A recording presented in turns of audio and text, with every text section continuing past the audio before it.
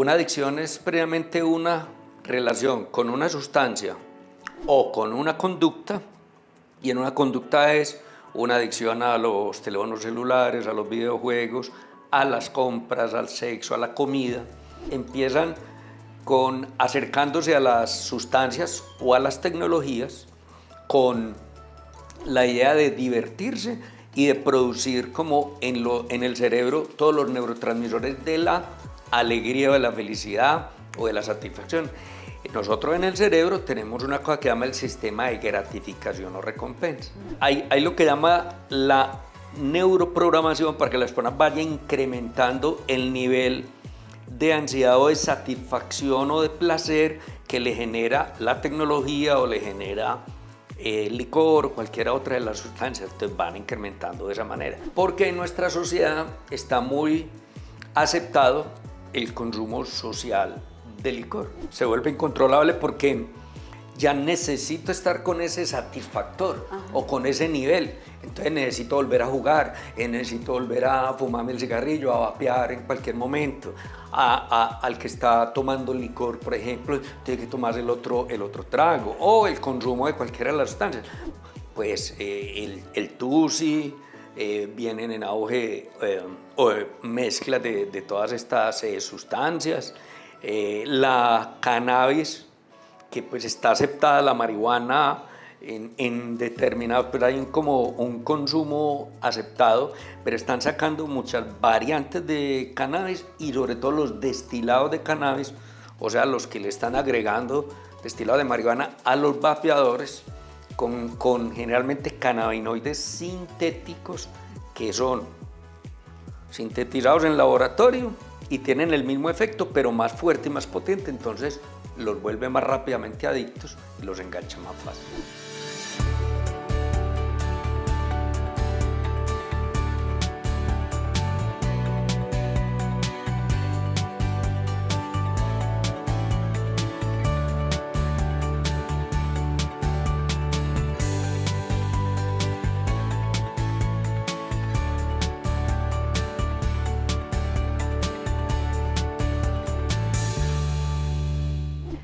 Hola y bienvenidos de nuevo a un episodio de Esto es Enso Sin Filtros. Hoy quiero empezar haciendo un reconocimiento muy especial a todas esas personas que nos han escrito agradeciendo por todas las historias que hemos contado en este canal, porque han encontrado en las historias de nuestros invitados un camino, una estrategia, un rayito de luz para iniciar su proceso de sanación.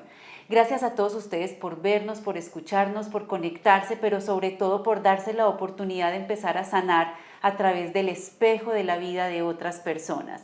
Y a propósito de eso, hoy les tengo un invitado muy especial. Vamos a seguir con nuestro tema de adicciones, con la historia del episodio anterior con Juliana, que nos contó uno de los momentos más oscuros de su vida, en su adolescencia cuando sufrió de una adicción y todo lo que tuvo que hacer para salir de ella. Hoy tengo un invitado con el que vamos a profundizar un poco más en este tema, es el doctor Hugo Gallego, toxicólogo y experto en adicciones, con quien vamos a entender qué es una adicción, vamos a comprender cuál es el panorama de las adicciones en Colombia, la diferencia entre una adicción química y una adicción no química, pero sobre todo, ¿qué podemos hacer nosotros para salir de una adicción? Para reconocer que de pronto tenemos una adicción, pero además, ¿cuál es el primer paso y qué tenemos que hacer para empezar a salir de ahí? Bienvenidos a todos ustedes de nuevo a Esto es Enso Sin Filtros. Y doctor, muchas gracias y bienvenido a este canal. Estamos muy felices de tenerlo con nosotros y de hablar de este tema. Y quisiera empezar con usted haciéndole una pregunta para que nos ayude a todos a comprender qué es una adicción. Porque probablemente cuando a mí me hablaban de este tema yo decía, adictos son los que o tienen adicción al alcohol, a sustancias psicoactivas y ya. Pero ¿qué más es una adicción y cómo la podemos entender? Bueno, cordial saludo, Marcela, muchísimas gracias por la invitación y muy gustoso pues de compartir con ustedes a través de todos estos años de experiencia toda la parte teórica y práctica de los temas de adicciones y los demás situaciones que se puedan presentar en las personas. Entonces, comenzando por la primera pregunta, que es ¿de qué es una adicción? Una adicción es previamente una relación con una sustancia o con una conducta, y en una conducta es una adicción a los teléfonos celulares, a los videojuegos, a las compras, al sexo, a la comida, porque se desarrolla una conducta en la cual se empiezan a dar consumos compulsivos, repetitivos e indispensables en la persona para poder o sentir felicidad o satisfacción o para evitar la abstinencia, o sea, la falta de. Porque hay unas personas que inicialmente empiezan con acercándose a las sustancias o a las tecnologías con la idea de divertirse y de producir como en el cerebro todos los neurotransmisores de la alegría o de la felicidad o de la satisfacción. Nosotros en el cerebro tenemos una cosa que llama el sistema de gratificación o recompensa. Entonces lo empiezan a estimular o a través del videojuego o de juegos en línea o de las compras o de la comida o de cualquiera de las sustancias. Entonces al principio se siente placer y satisfacción, pero eso va creando un incremento de los niveles de los neurotransmisores en donde se crea la necesidad de ir aumentando en cantidad o en frecuencia la relación con la conducta o la sustancia. Entonces se refuerza, digamos, esa relación o ese contacto con la sustancia o con la tecnología de manera más recurrente o permanente, ya llegando ¿a qué?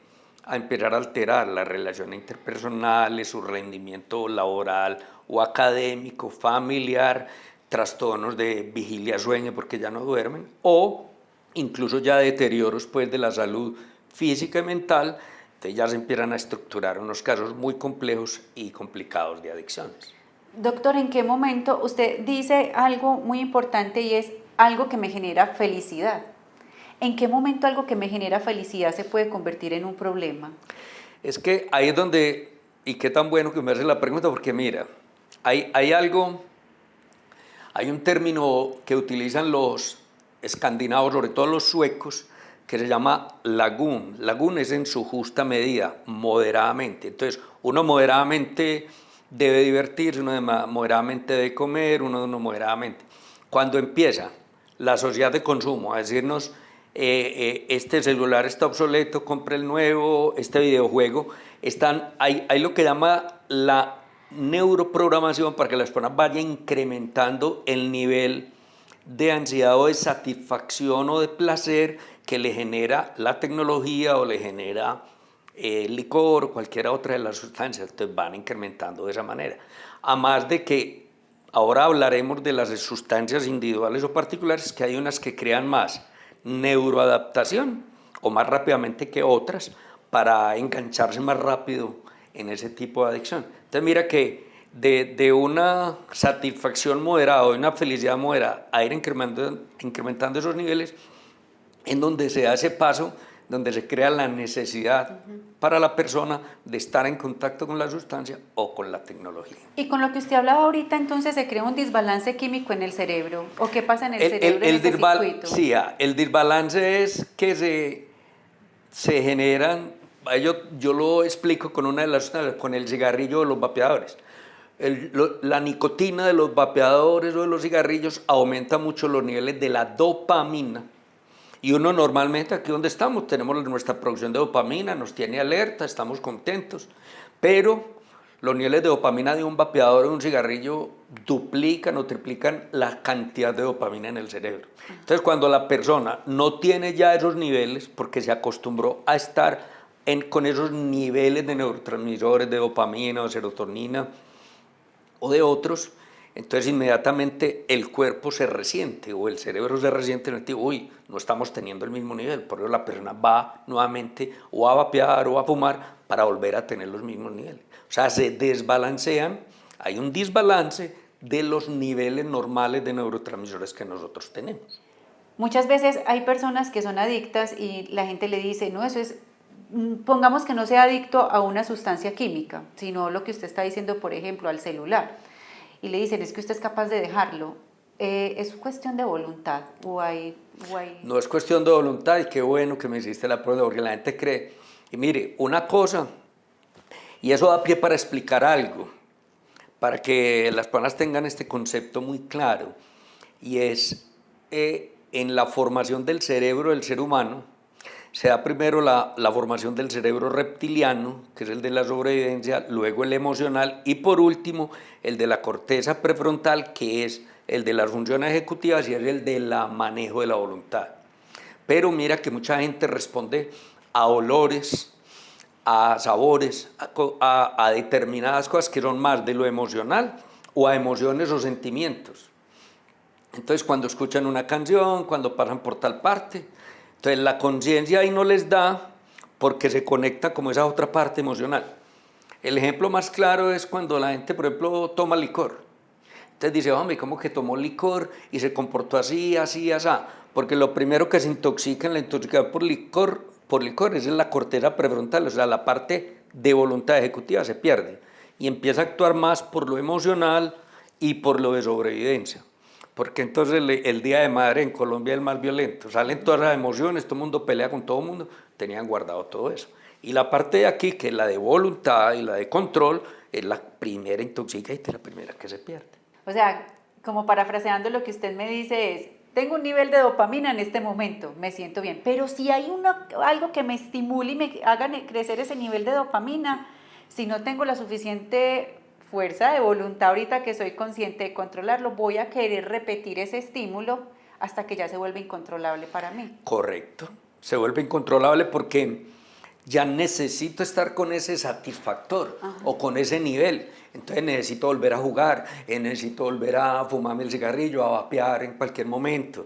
Al que está tomando licor, por ejemplo, tiene que tomarse el otro trago o el consumo de cualquiera de las sustancias. Porque mira, una persona, si fuera todo fuerza de voluntad, no consumiría para enfermarse o no consumiría para terminar en la calle o debajo de un puente. Porque entonces caería en cuenta con su voluntad y la parte ejecutiva, hombre, me estoy haciendo daño, no me estoy alimentando bien, estoy dándole daño a mi familia, tal. Por eso mucha gente lleva los tratamientos que hay a la conciencia, pero también está toda esa parte que si no se identifica y no se acompaña adecuadamente con un manejo interdisciplinario, la persona no va a salir pues avante, porque la voluntad se educa y la voluntad se puede entrenar, pero hay también muchas cargas desde toda esa otra parte, esa parte emocional, diagnósticos, que ahora lo hablamos, diagnósticos desde el punto de vista psicológico, psiquiátrico, que hay que identificar y acompañar adecuadamente para que sea exitoso un proceso de rehabilitación o tratamiento. Y me parece muy interesante, y para que lo hablemos también ahora, frente si hay personas más propensas a desarrollar una adicción que otras, pero ahorita lo hablamos porque no quisiera con ustedes aprovechar esta oportunidad de conocer un poquito cuál es el panorama del país, cómo está Colombia en relación con el consumo de sustancias, porque uno todos los días escucha en las noticias y la percepción que tiene es que vamos en aumento. Los vapeadores es una problemática a nivel escolar que está incrementándose, el consumo de píldoras, de un montón de sustancias que yo en mi vida había escuchado. Entonces, no sé si usted nos puede ayudar como con una radiografía de cómo está el país en esto, cuáles son como las sustancias legales o ilegales que más nos preocupan. Sí, Colombia, pues ya vamos como con todo el panorama que hemos recorrido en tantos años de trabajo. Colombia primero era visto como solo un país productor y hoy en día el incremento de consumo de las sustancias ha hecho también que nos estén mirando como un país consumidor, no a los niveles de otros países como por ejemplo Estados Unidos, en Europa, que también hay unos consumos importantes, pero también ha ido marcando o incrementando el consumo de sustancias legales y el consumo de sustancias ilegales. Dentro de las legales, entonces están precisamente el cigarrillo y los vapeadores. Digamos que el cigarrillo ha disminuido un poquito el consumo de cigarrillo como tal, pero el de vapeadores ha incrementado, vapeadores con nicotina, porque los muchachos también llegan y dicen, no, es que también hay sin nicotina.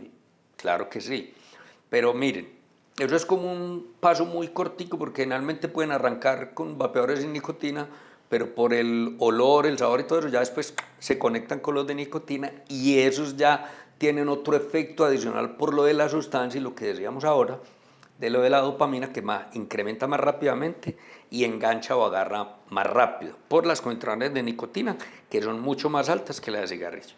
Entonces, desde el punto de vista legal, eso. El consumo de licor ha ido aumentando. Ha ido aumentando ¿qué?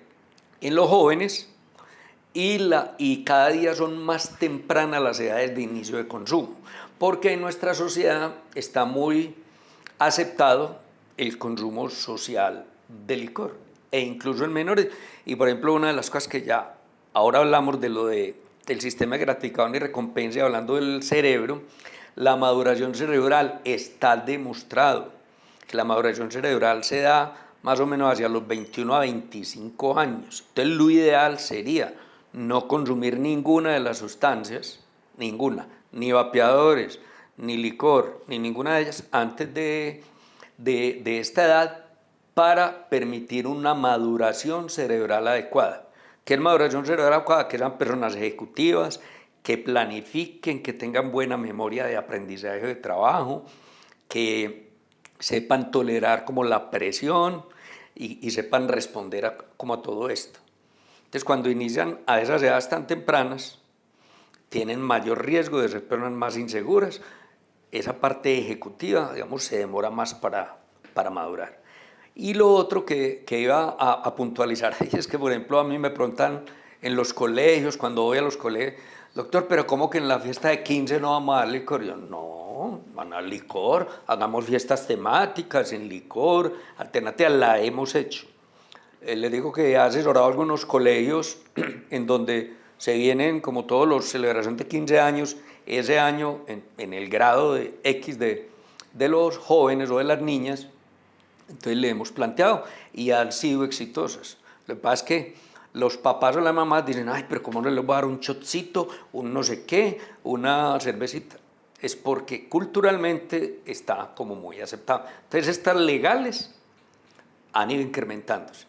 Y de las ilegales vienen en auge, pues, el tusi, vienen en auge mezclas de todas estas sustancias, la cannabis, que pues está aceptada, la marihuana en determinados, pero hay como un consumo aceptado, pero están sacando muchas variantes de cannabis y sobre todo los destilados de cannabis, o sea, los que le están agregando destilado de marihuana a los vapeadores con generalmente cannabinoides sintéticos que son sintetizados en laboratorio y tienen el mismo efecto pero más fuerte y más potente, entonces los vuelve más rápidamente adictos y los engancha más fácil.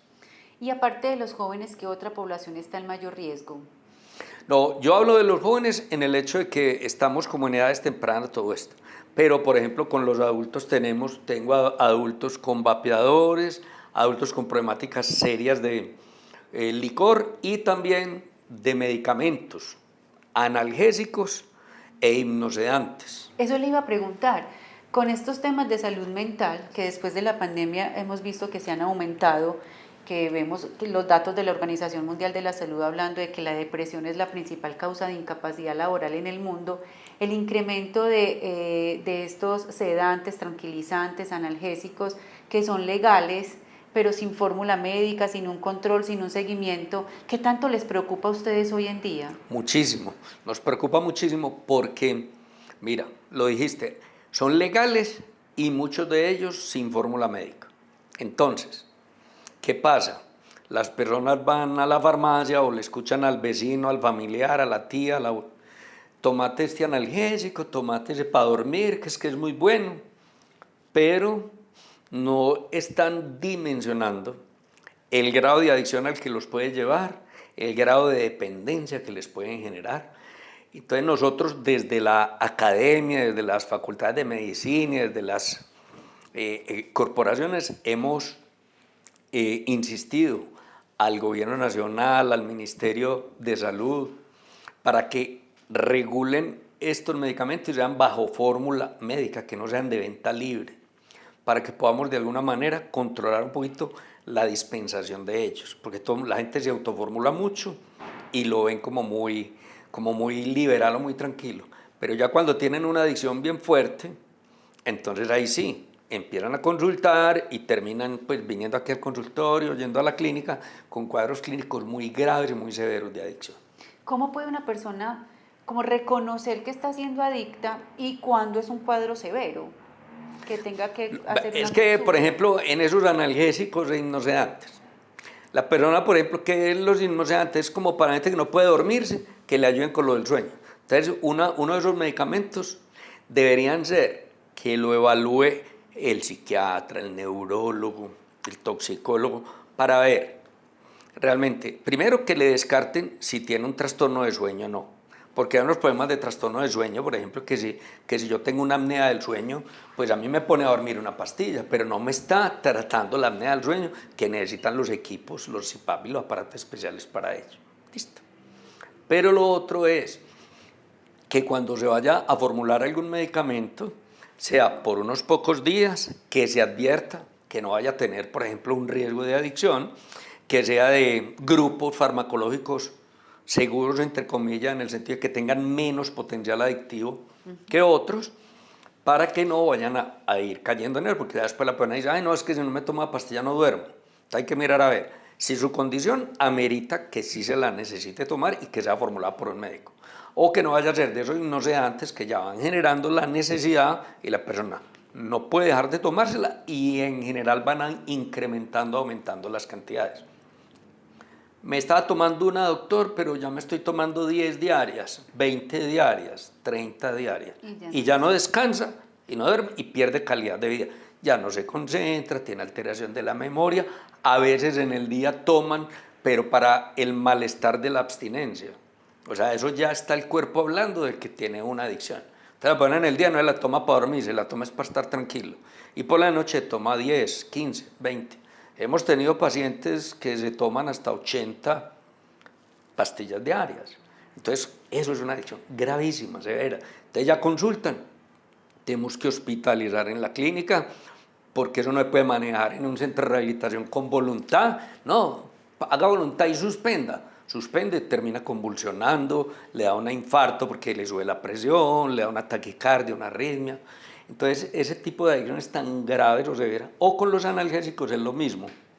Un dolor lumbar, un dolor de muela, le mandan un derivado opiáceo y empieza con 1, con 2 y después termina tomándose 20, 30, 40, 50 pastillas diarias.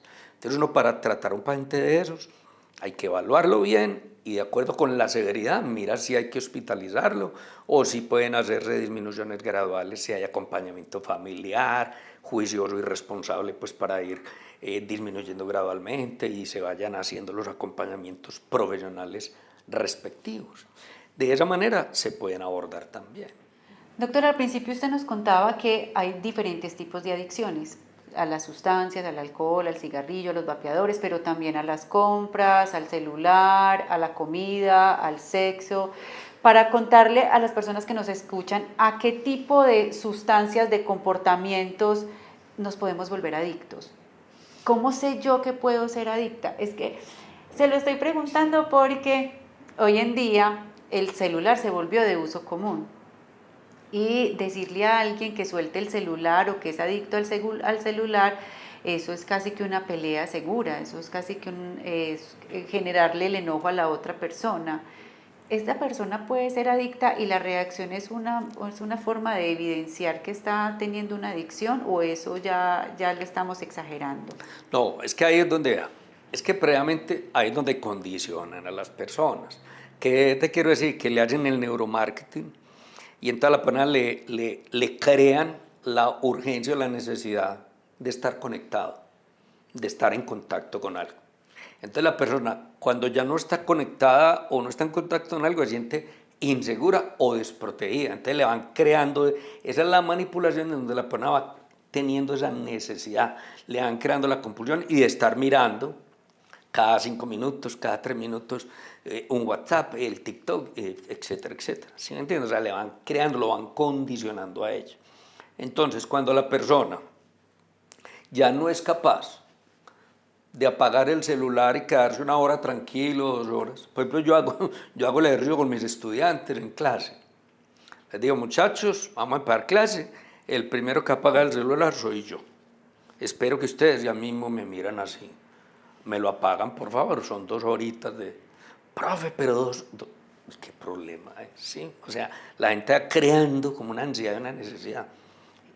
Ahí es donde se va dando lo del reforzamiento de la conducta, de que necesitan estar conectados en esa circunstancia. Y eso está generando todos los cambios químicos en el cerebro. Correcto, va generando. Es que eso, vea, hay por ejemplo en tecnología, hay lo que llaman la obsolescencia programada, pero es que los celulares cambian en menos de un año, los videojuegos también, porque llevan a un nivel como de ansiedad, necesidad, entonces el otro nivel es más alto y es más adrenalina y más rápido, para irlos condicionando y generándole todo eso.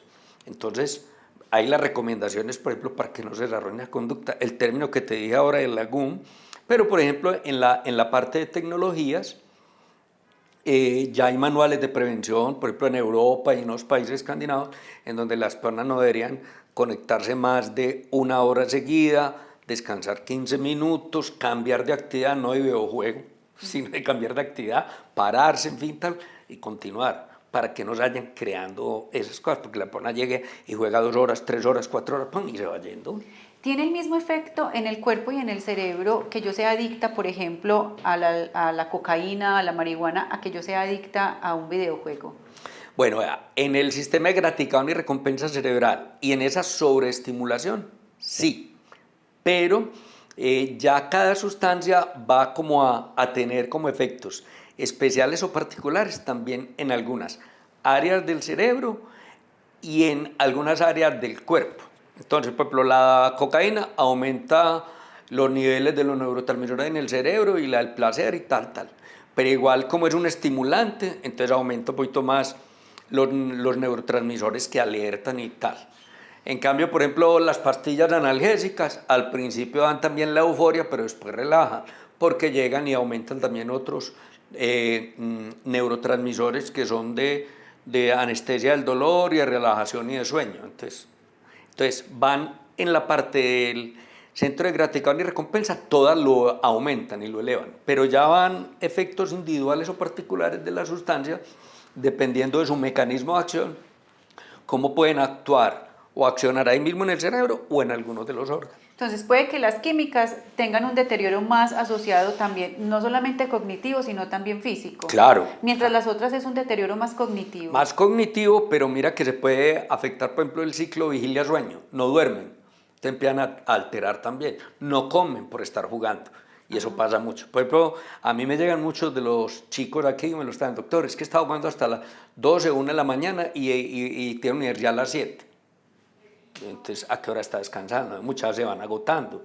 Entonces, ahí es donde está. O sea, les causa como esa necesidad o ese desequilibrio en el sistema de gratificación y recompensa de los neurotransmisores, pero le puede empezar a cambiar irritabilidad, alteración del ciclo vigilia-sueño, lo del apetito, son poco tolerantes y empieza a afectarle, por ejemplo, su rendimiento académico, porque no están descansando igual, porque la clase ya no lo entusiasma, o sea, una clase ya no lo entusiasma lo mismo porque no le va a subir los niveles de los neurotransmisores como lo sube el videojuego, como lo sube el celular o lo sube el otro.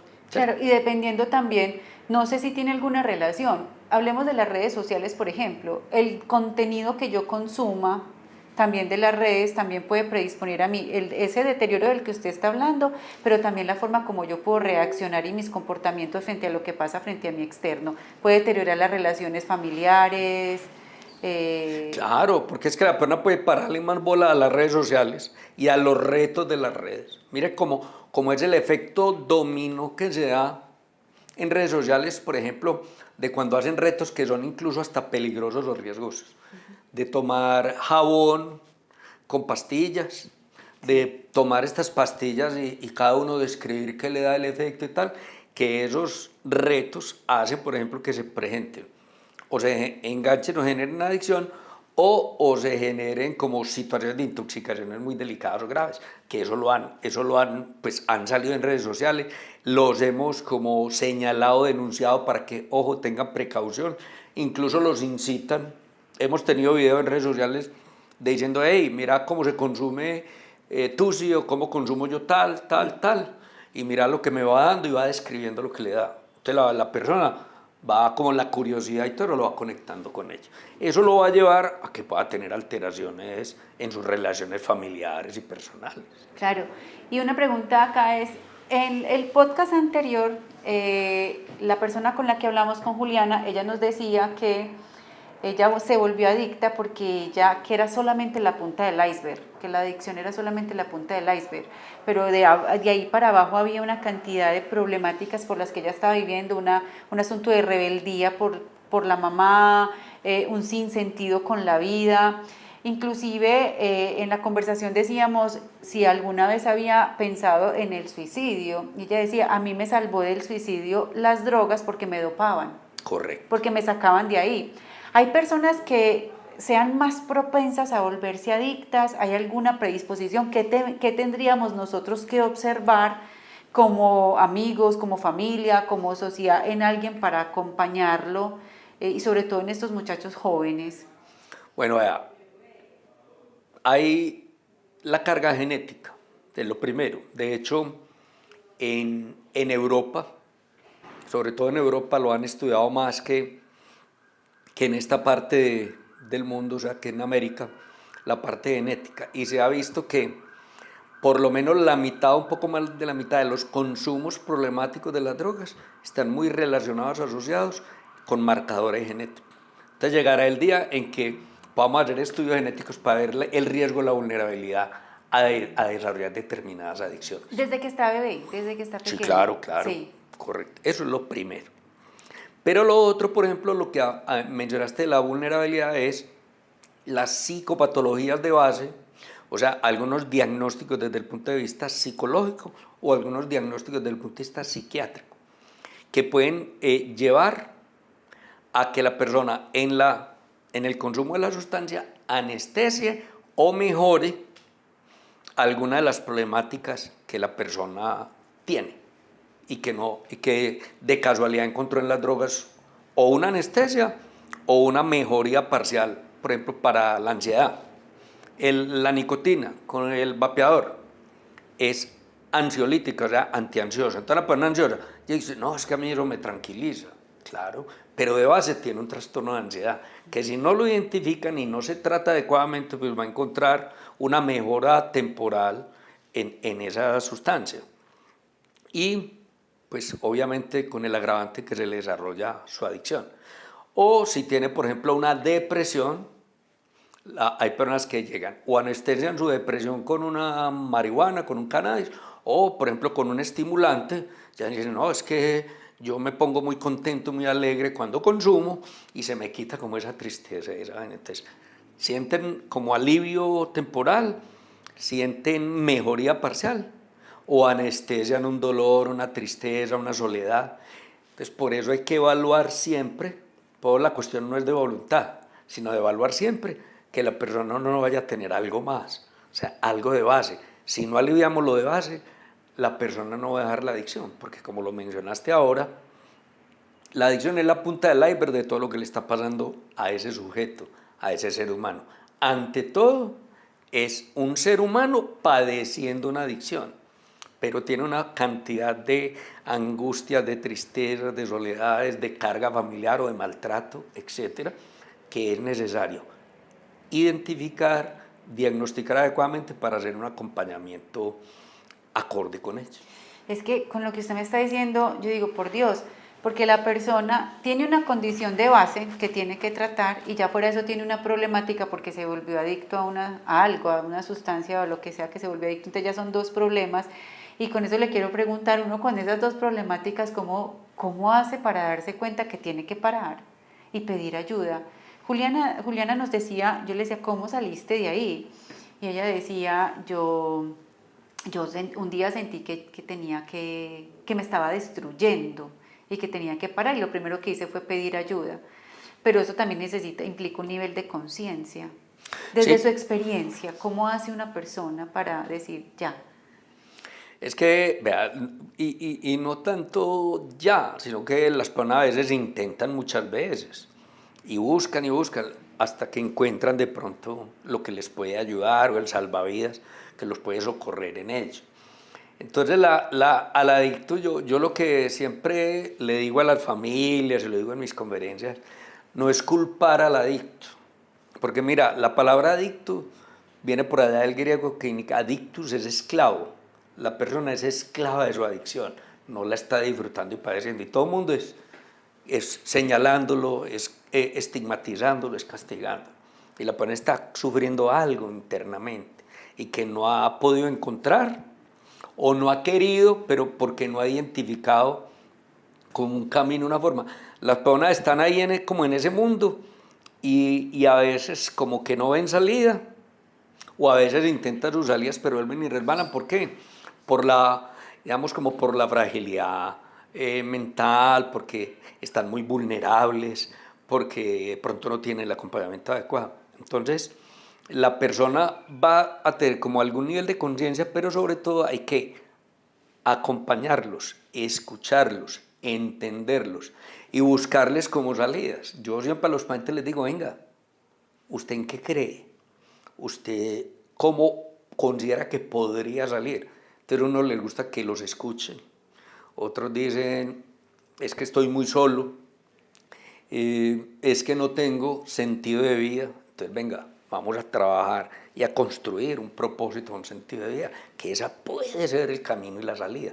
Las personas que se levantan todos los días con un propósito, un sentido de vida, son las personas que están más equilibraditas, mentalmente, ¿sí? Entonces van a tener una mejor actitud ante la vida cuando hay un verdadero sentido de vida. Esa es como lo de la teoría de la logoterapia del el doctor Viktor Frankl, que es en busca del sentido de vida. Así es. ¿Sí? Y me parece muy bonito lo que usted está diciendo, porque no es estandarizar un proceso de recuperación para un paciente, sino mirar qué conecta a ese paciente con su vida. Correcto. Y ahí cuando yo encuentre lo que a mí me conecta con mi sentido de vida, ahí puede empezar mi proceso de sanación.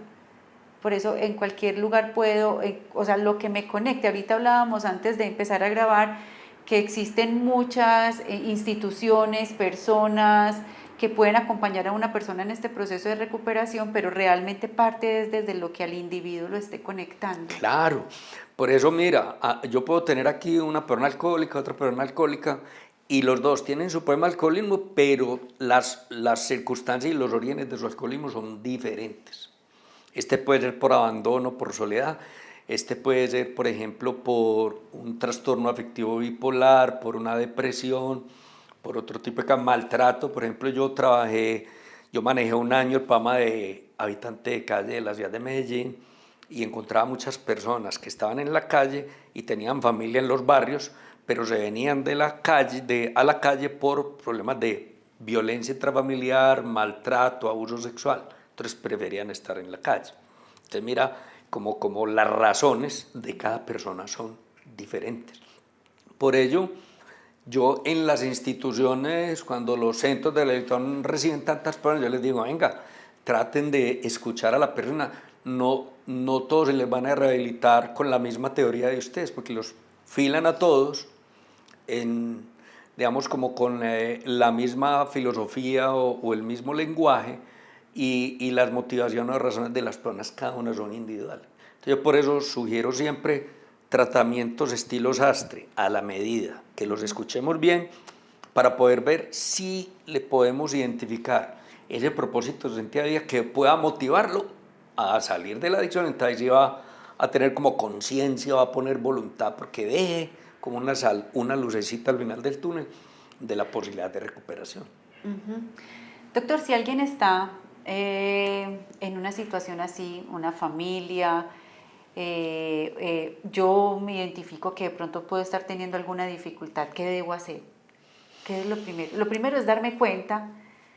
O consultar, asesorarse, pero vea, a las personas hay que orientarlas bien, o sea, a las personas o a las familias, y es un profesional especializado, psicólogo, psicóloga, toxicóloga, psiquiatra, ojalá especialista en adicciones, sobre todo para que lo entienda. ¿Qué es? Que entienda la problemática y poderlos orientar adecuadamente. Ahora que preguntabas, por ejemplo, de la familia,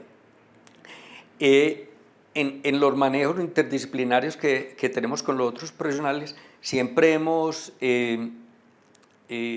hecho caer en la cuenta de que la familia es un ecosistema. Entonces, a veces, si el usuario no quiere, si la persona que tiene el problema no quiere, porque aún no ha identificado la salida, el camino, las familias pueden consultar. Porque es que si uno hace un cambio aquí en este ecosistema, en una actitud, en un discurso, en una forma de llegar o de acercarse, se pueden dar cambios en esa persona, porque hace parte precisamente de ese ecosistema familiar. Y tenemos casos de éxito en donde el paciente no ha querido venir, pero dándole un acompañamiento adecuado a la familia y la familia teniendo actitudes y comportamientos bien orientados profesionalmente y diferentes, han logrado el cambio en la persona, en el usuario. Entonces deben consultar como a profesionales expertos para que los podamos orientar. No es como la gente en su desespero, es buscando que un centro de rehabilitación pueda llevarlo. Y lo llevan al primero que les dice. Entonces a mí me llaman y yo le digo, venga, antes de llevarlo a un centro de rehabilitación, venga, evaluemos a ver. Incluso para ver el perfil del centro de rehabilitación, como hablábamos ahora. Hay un perfil que es muy conductual, que es de obedecer, tal cosa, tal, determinadas características de determinados usuarios o pacientes. Otros son cognitivo-conductual, otros son más clínicos, con equipo interdisciplinario, en donde necesita manejar el diagnóstico psiquiátrico-psicológico para que haya respuesta a dejar las sustancias. Y hay otros que son los grupos de ayuda o de autoayuda o las teoterapias, etcétera, que si la persona le tiene fe a todo esto, eso le va a servir de apoyo y le va a ayudar para ir superando todo esto, ¿verdad? Todos son válidos en la medida en que la persona crea y tenga fe en ellos, pero debe tener un diagnóstico primero desde el punto de vista profesional y no solo, porque es que hay también algo y es, por ejemplo, que hay personas rehabilitadas que no conocen sino ese método porque ellos se rehabilitaron así. Entonces ellos creen que el único es ese. Entonces a veces las personas le consultan a alguien que se rehabilitó y esa persona dice, no, es que tiene que internar. Y puede que la persona tenga, por ejemplo, un diagnóstico psiquiátrico que en el centro de rehabilitación no se lo van a encontrar a manejar, entonces no va a haber una buena respuesta. Si de pronto, después de evaluarlo profesionalmente, se ve que el centro de rehabilitación sí le puede aportar para la disciplina, para, digamos, las normas, etcétera, etcétera, etcétera, pues válido. Pero no de entrada, como en medio de la angustia y desespero, llegar como al primer centro que les digan o recomienden, porque primero se hace una evaluación clínica profesional. Doctor, muchas gracias por este espacio, por acompañarnos y por darnos tanta claridad en este tema. A todos ustedes, muchas gracias por acompañarnos y por escucharnos. Y me quiero quedar con varias cosas de las que usted dijo y que hemos venido hablando en todos estos episodios de Enso Sin Filtros. Y es la importancia de, primero, reconocer y darnos cuenta cuando algo nos está afectando. Y la importancia de volver a conversar, de volver a mirarnos a los ojos, de escucharnos, de mirar qué le está pasando a todas las personas que tenemos a nuestro alrededor. El doctor nos decía, las adicciones simplemente, y también nos lo decía Juliana, es la punta del iceberg de una cantidad de dificultades que podemos estar atravesando solos o en familia. Pero cuando nos damos cuenta que somos muchos los que los podemos estar viviendo, nos damos cuenta que no somos los únicos y que además tenemos quien nos escuche. El doctor es experto y especializado en este tema, él puede escucharlos, pero también hay muchas instituciones y personas que los pueden acompañar. Si ustedes están teniendo una situación similar, conocen a alguien en su familia y desean conversar, escríbanos, acá estamos para escucharlos siempre. Doctora, a usted muchas gracias por acompañarnos. A ustedes muchísimas gracias por la invitación, muy complacido de haber estado con ustedes. Y a todos, hasta que nos volvamos a encontrar en un siguiente episodio.